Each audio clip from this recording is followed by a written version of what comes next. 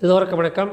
Homeopathy ஆர்கனிலிருந்து 45வது கோட்பாடினை பார்க்கலாம். இது என்ன சொல்கிறது என்றால், ஒரு உடலில் 2 வியாதிகள் ஒன்றுக்கு ஒன்று நிகரான கிட்டத்தட்ட ஒன்று போல் இருக்கும் வியாதி இருக்கும் பொழுது மிகவும் அதிக வீரியம் உள்ள வியாதி வீரியம் குறைந்த வியாதியினை குணப்படுத்திவிடும்.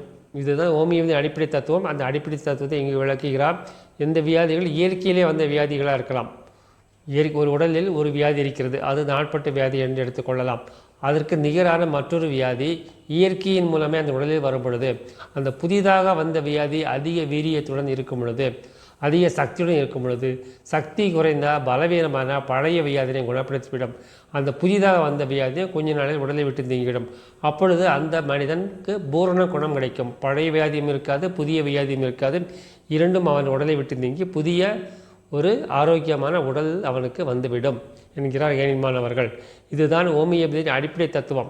ஒரு வியாதியை குணப்படுத்த வேண்டுமென்றால் அதற்கு நிகரான, அதற்கு சமமான, அதே போன்ற வியாதியினை கொடுக்கக்கூடிய பொருளை மருந்தாக கொடுக்கும் பொழுது அந்த பழைய வியாதி குணமடைந்து விடும். புதிய வியாதியும் மருந்தினால் வந்த வியாதியும் கொஞ்ச நாளில் உடலை விட்டு நீங்கிவிடும். இதுதான் ஹோமியோபதியின் அடிப்படை தத்துவம். நமது மந்திரம் அன்பே செய்வோம், அன்புடன் வாழ்வோம், கடமையை செய்வோம், இந்திரனில் வாழ்வோம், எல்லோருக்கும் உதவி செய்வோம், எல்லாம் சுபமயம். நன்றி, வணக்கம்.